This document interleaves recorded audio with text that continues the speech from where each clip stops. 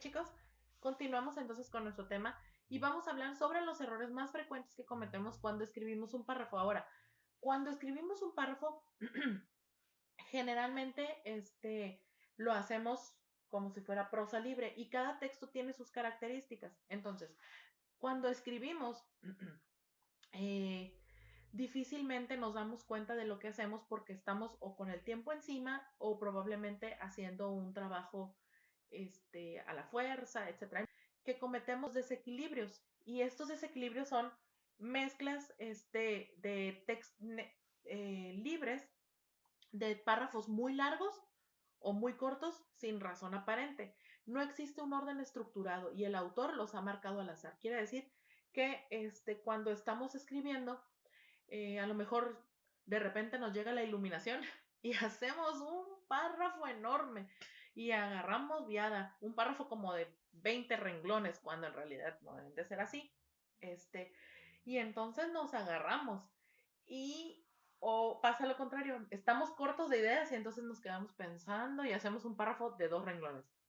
Error, chicos. Hay que tener un equilibrio, hay que ir con, pues necesitamos, obviamente, hacerlo de la mejor manera. Ahora, otro error que cometemos también son las repeticiones y los desórdenes. Este tipo de errores lo que hace es que rompe la unidad significativa por causas diversas. Cuando una idea muy buena que tiene sentido, de repente la cortamos o la repetimos en el mismo texto, lo que sucede y lo que pasa es que los lectores se dan cuenta y se sienten burlados.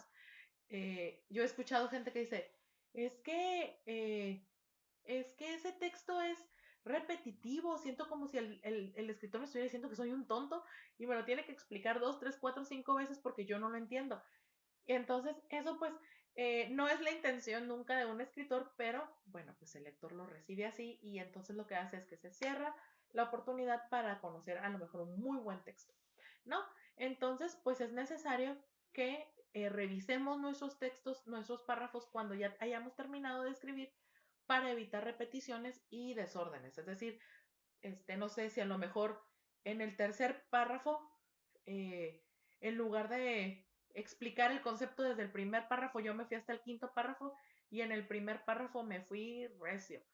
Por ejemplo, si estamos hablando sobre la violencia, en mi texto yo estoy hablando sobre diferentes historias de violencia, etcétera, etcétera, y mi párrafo de entrada es, todos los hombres son los violentos, ellos son los culpables. ¿Te imaginas que yo aperture mi texto de esa manera? Es muy agresivo y no es correcto.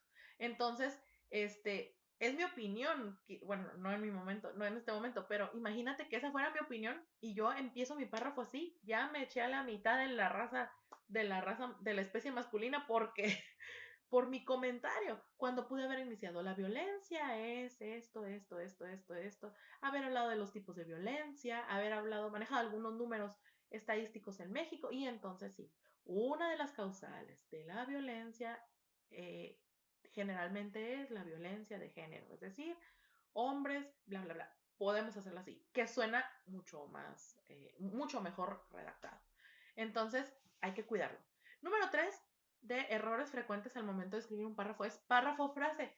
Es decir, el texto que no tiene punto y seguido, cada párrafo consta de una frase. Escribo una idea, un punto, otra. Otra idea, punto, como si fuera una obra de teatro. Así, cada intervención va. Y entonces el significado se descompone porque en lugar de ser un texto o un párrafo, es una lista. Y el lector debe hacer mucho más trabajo en estar leyéndola y en estar uniendo y creando, perdón, este universo.